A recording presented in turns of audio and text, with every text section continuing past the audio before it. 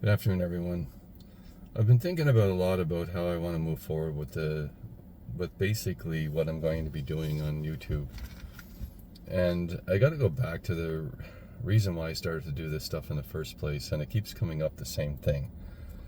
That I'm meant to heal the world and places of the world and guide it to do that. I had a lot of very interesting experiences over the years, and I know I talked to in many different videos, and one of the things that keep coming up is healing. And healing spaces, places, time, all over not just even on Earth. Like I've been asked to do things for many different places throughout the universe. Some of the things I like to do the most, it doesn't get as much attention though, is healing. And also traveling to different places. Like I've seen so extraordinary, interesting planets. It actually kind of makes you a bit, what I would say, that this Earth's pretty boring. Because it is so ridiculously amazing how you can experience different worlds. But we have to be prepared and ready to do that, and this world isn't ready to travel to different worlds. Some of us are, but a lot of us are not. It is obvious because of what we're experiencing in this world and what we see happening in this world, and we do nothing. We do something, but we do nothing, ultimately. And that's because every time I go to what is it? How can we stop corruption? We have to work together to stop corruption, and we're not doing that. And when a lot of people might not find that that's a good enough answer, but that's what the answer is. The answer is simply we need to work together as a human race in order to change this world, not wait for somebody to come, some god to come, some alien race to come to change everything, to help everything. Could you imagine if we found this information out 10,000 years ago? And all we had to do is just continue to work together as a human race. What would it be like right now? But when instead we chose to war, we chose to kill each other, we chose to be greed-driven, individual-driven. And so we're still here in this cycle of chaos that we could have been traveling to these planets throughout the universe.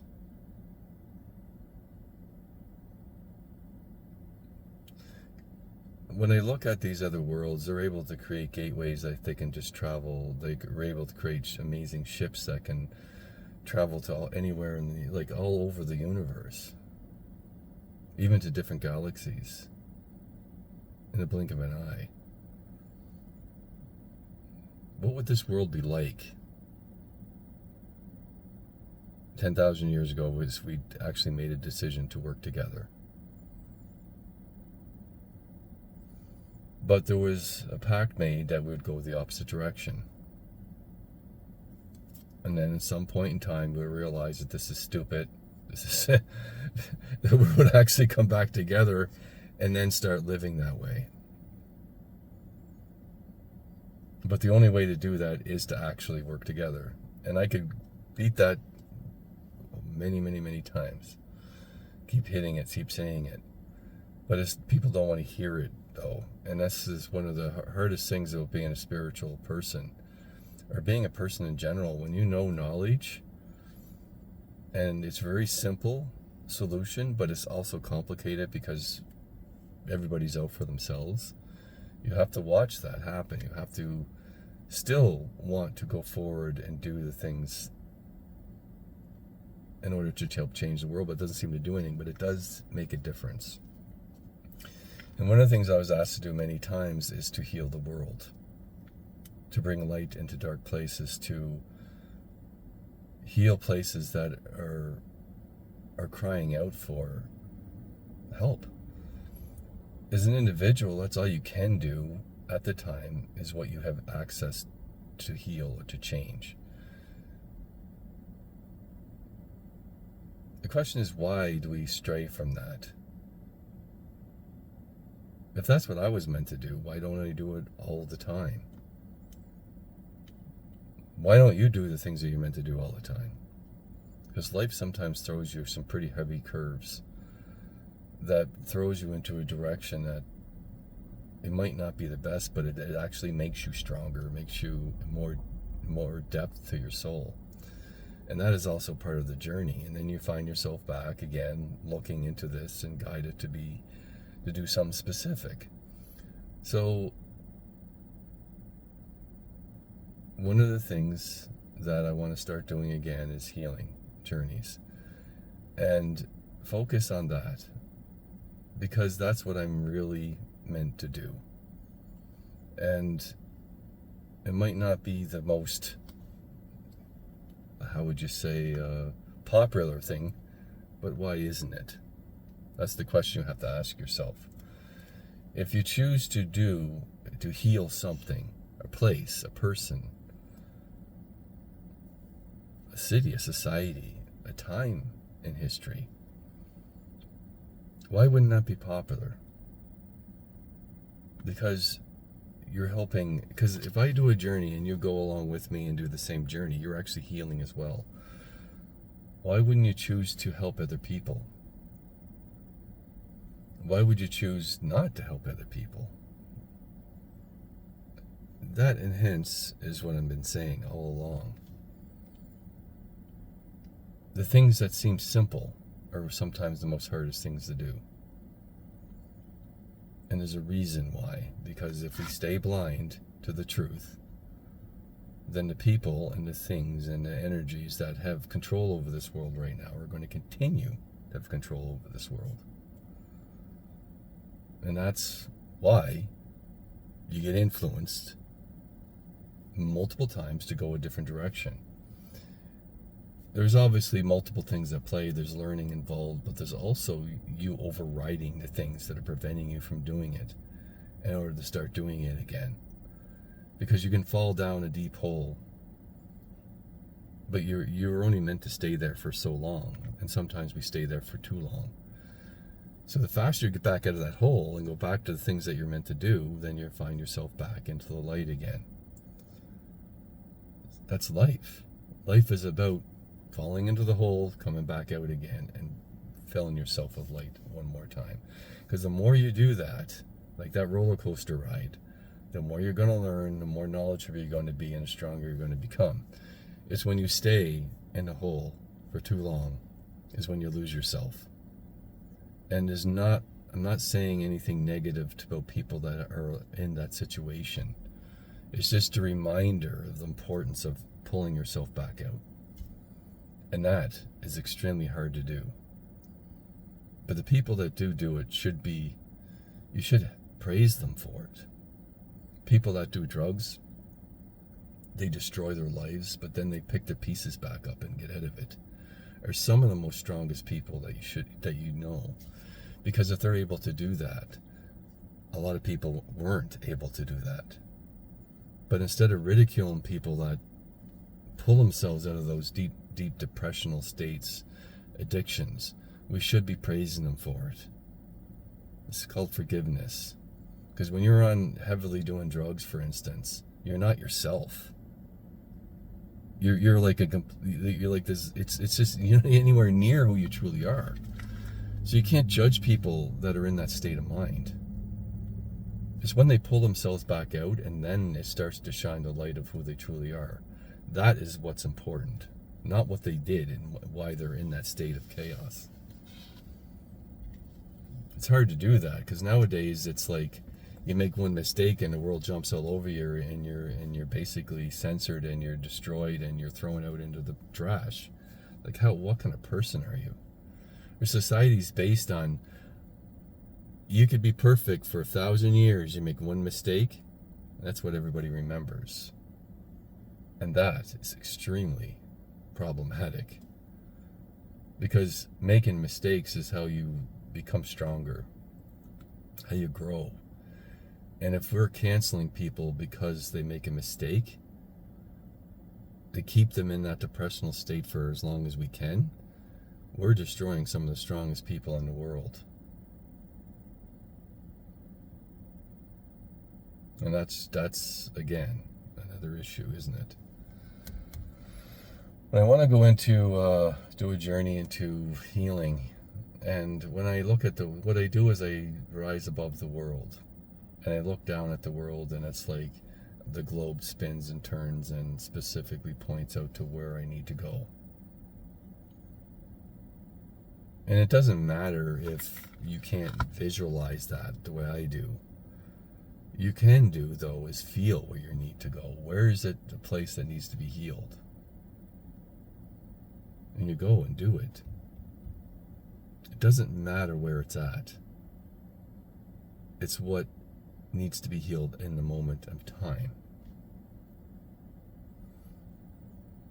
So I am actually looking down at the world, and I'm seeing it rotate, and there's all these dots you see all over the world that need healing. It's so many, it's unbelievable. But there's one specific place that they're wanting me to do it, and it doesn't matter if it's one of those things that you allow your higher self, your guides, to guide you to that specific thing. It doesn't matter if you have opinions on it, in the sense that, well, this other place might need healing more. No, because this specific place needs healing by you at this time.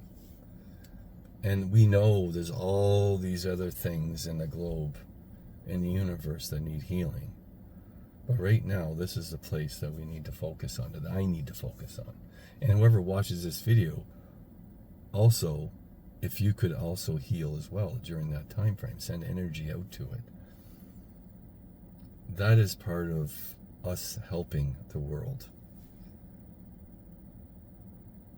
That is part of the change that needs to happen. So they're showing me Egypt, actually, for some reason.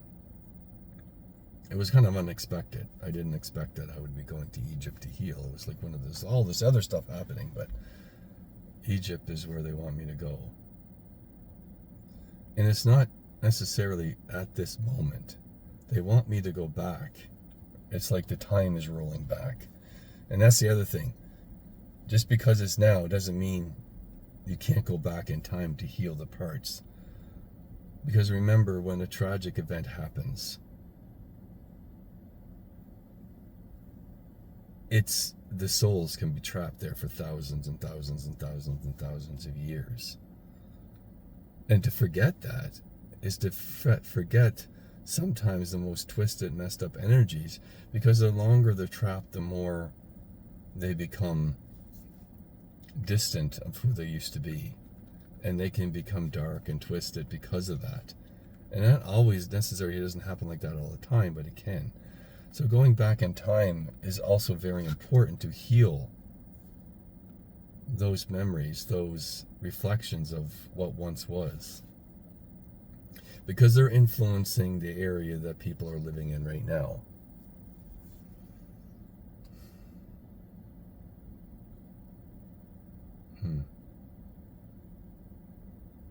I'm going back even prior to Egypt. It keeps going back, and I keep seeing all this time frame going back. And it's still going back. I'm not sure where I'm going actually at this point. But time is going back. And it shows me Egypt, it shows me building and the stuff being deconstructed. And now a lot of the cities that Egypt is not there. And it's going back and back and back and back and back and back and back and back and back.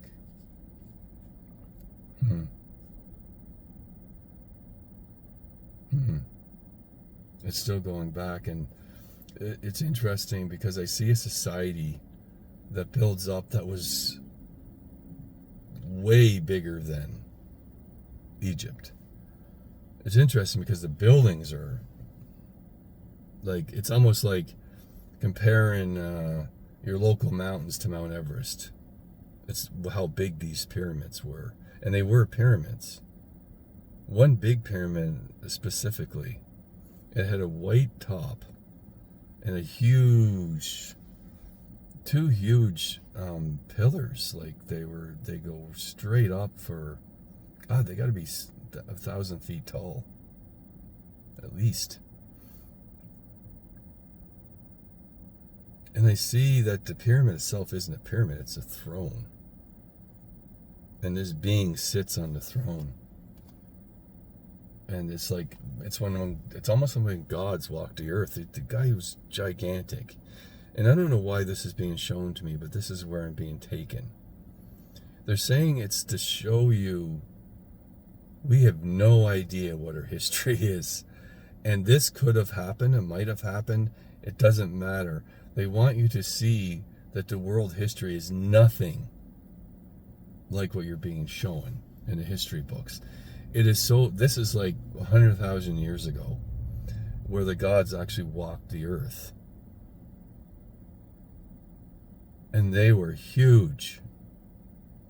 They were not, like, people were insignificant to them. They're like ants in a way. And this is the image I'm showing, is that this big, huge person sits down into a pyramid-shaped throne with these two huge obelisks that are 1,000 feet tall. And he sits on a throne and he's looking at me. And I look back, and I as I pan out, it's like a beginning of, I'm not sure, because this is all I'm seeing. When I pan out, it's really hard to see. And I look back at him again, and he's just staring at me.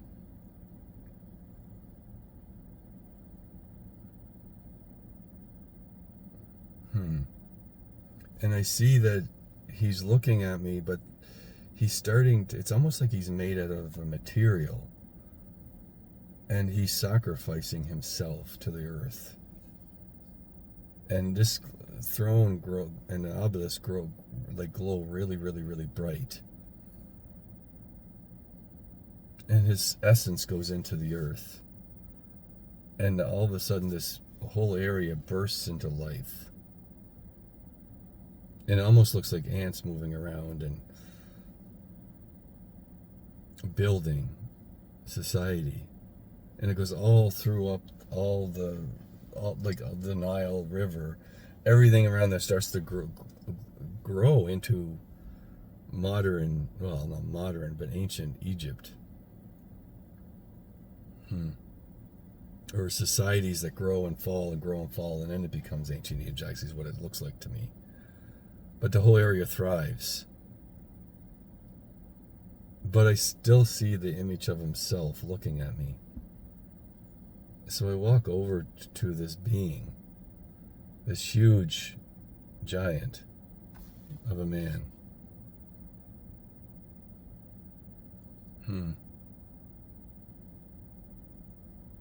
It's hard to say, because when I look at him, I'm seeing a being that is looking through me. He's looking at me, but he's a movie, he's looking at me, but he's still looking past me. And I see that there was a cloud of darkness that he was looking at as well. He still does. And it's pretty creepy, because he's looking this way, and also one of his eyes are following me as I'm walking towards him.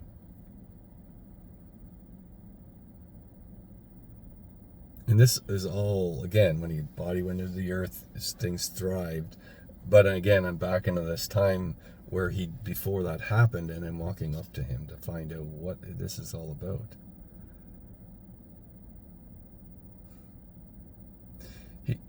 It's about sacrifice.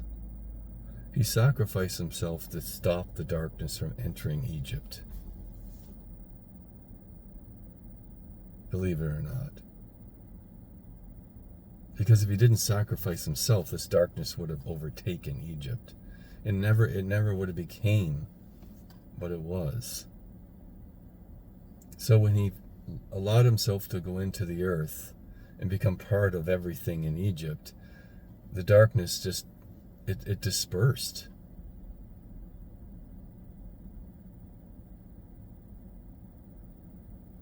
And he says that when the world gives a part of themselves to help another culture, another place, it thrives. If you wholly give every your essence to the world, it thrives. And so I'm going and I'm looking at the future aspect of Egypt to see if his essence is still there, but it's buried deep within the earth. And I'm meant to take the essence of this being and bring it back into himself, so that he can sacrifice himself again on the surface aspect of Egypt, not deep within the earth and buried underneath all the rubble and the sand and forgotten. Because I go back to this moment and I see that there's other gods that are here.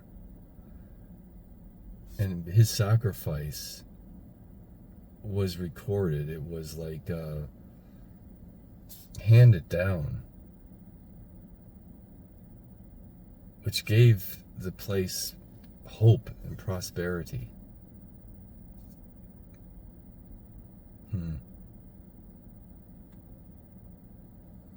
And he is meant to be resurrected again.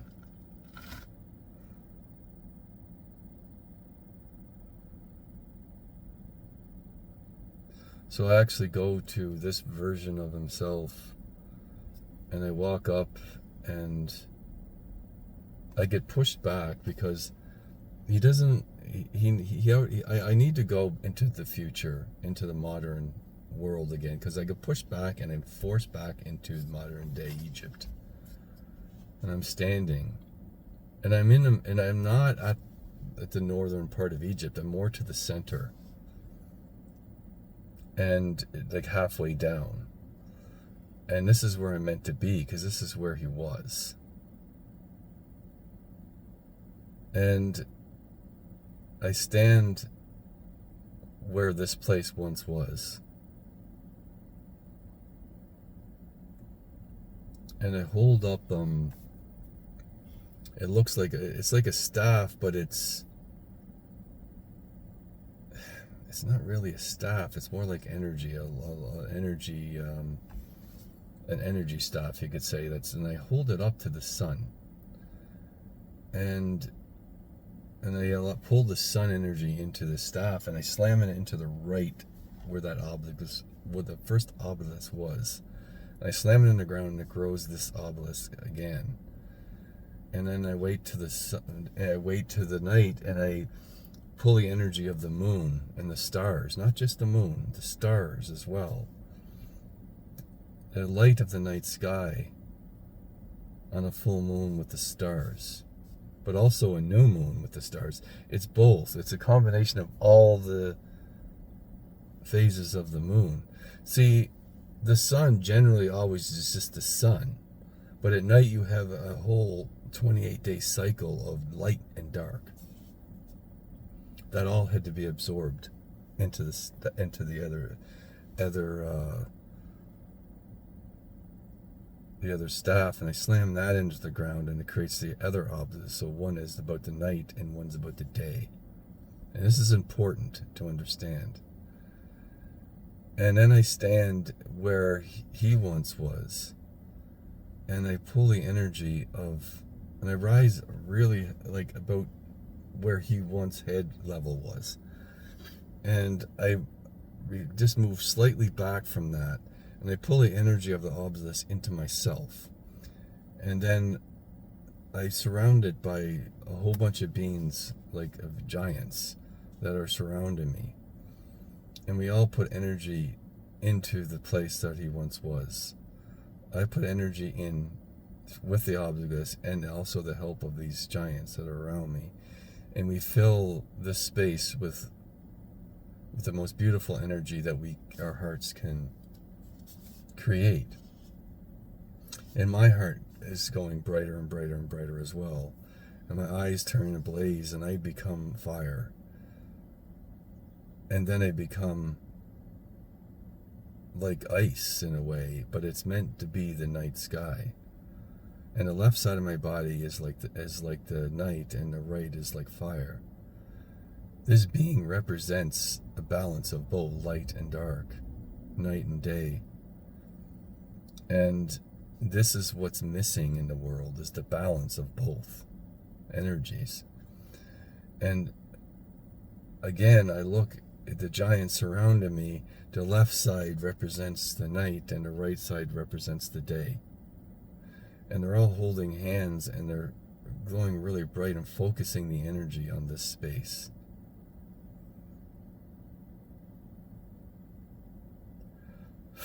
It's very emotional, actually. And like, that's when my heart is glowing really bright, but so of all the other beings' light. It's because when you work together to accomplish a goal, it is extraordinarily beautiful.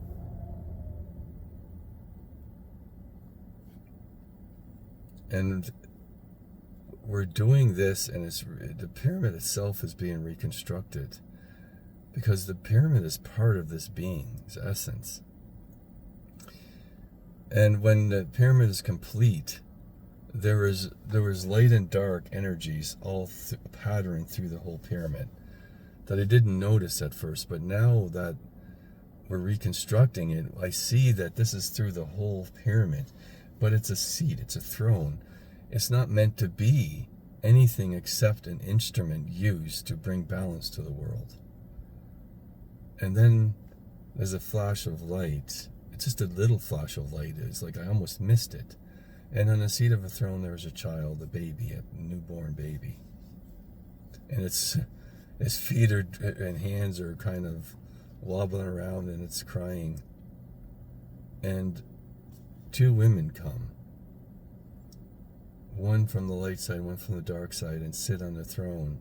And they each suckle the baby equally with their breasts. And the child starts to grow, and it keeps suckling on the breast till it's a full-grown adult. And then they stand up, and they're a fraction of the size of this being. And as they move away, this being sits back on the throne, and everything absorbs into him. And he's a normal-sized person now. In Egypt. Looks just like a regular person. Same size, but he has a very interesting energy to him. And he walks into the center of... He's just into a major city in Egypt. We're more to the north now. And he's just standing and looking around. He's confused. But he's also part of himself. One side is crying and the other side is not. The light side is not crying, and the dark side of himself is crying. Constantly. Because it's like it's in constant pain. The light side stays balanced though, and it's like it is balanced though, but it's very unusual to see energetically that one side is constantly crying and the other side is perfectly balanced in the light.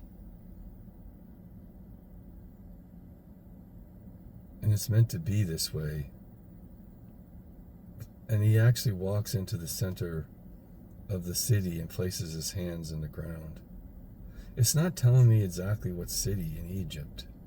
And he says it doesn't matter, because if you look, he's in part of every city in all of Egypt and the world. It's not just Egypt. He's all over the world right now, and he's placing his hands on the ground.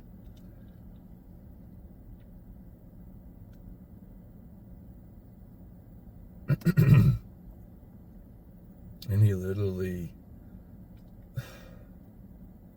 It's just, he's getting very, very, very bright in the heart. And both of these sides, the side that is crying is being taken, it's like kind of being peeled away. And it's replaced with bluish purple version that is very, very strong.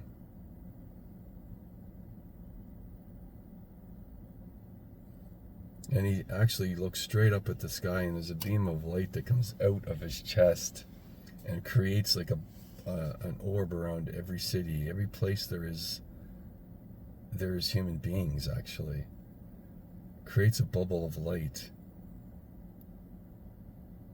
and he holds it there for as long as he can, because it's actually giving people to breathe clean energy for once in their life for a short time. Because doing this is extremely difficult.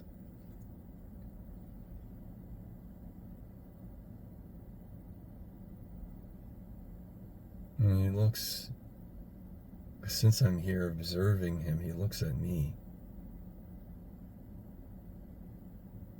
And he takes his heart and he places it on the ground in every version of himself. And it turns into flowers, white flowers specifically. A white flower, especially the center, is a really big flower. And it grows and expands. And it sends out a pollen that kind of blows in the wind. And people breathe this pollen in. And they look towards the flower in the direction that it's in.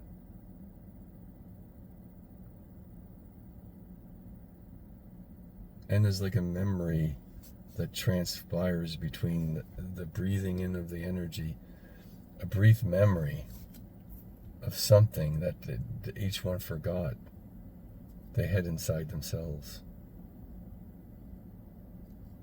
And then he just fades away, and a flower fades away. And this pollen becomes, it's covered everywhere. The ground is covered in this pollen.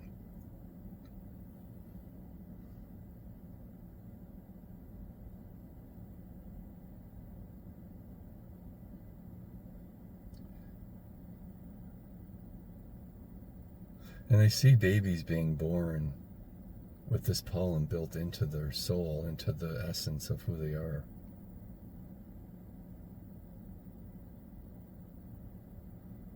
And it's all over the world this is happening.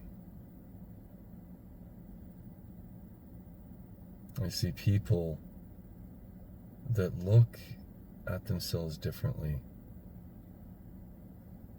They're questioning things more in a way. They're looking at their own lives in a deep way.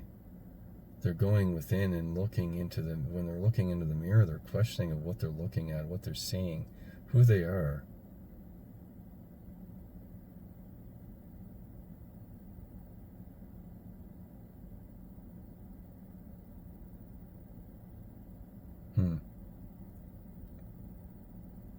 Everything is coming silent now. And I see a boy wearing very simple clothes, just around their waist. He's in a warm area, and he's got no shirt, and he's wearing like kind of like a cloth around his lower portion. And he's built. He's at a very good weight, very healthy boy. And he's probably be about 10 years old. And he grows up to a very strong man. And he looks back, and he actually goes on, he puts his hands, he falls to the ground, and he puts his hands to the earth, and he's praying. And he becomes part of the earth again. And one of the things he was praying for, the only thing he was praying for, is for people to see who they really are and how their actions affect the world and the things around them. And I see he appears all over the world, random places, and does this over and over and over again.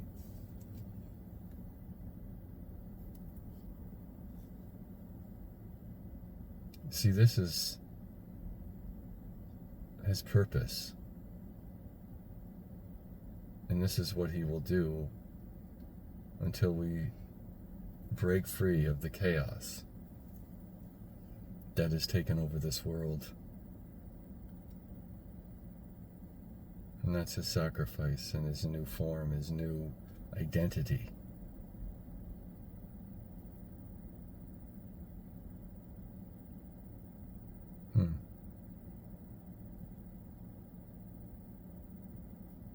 That was an interesting experience.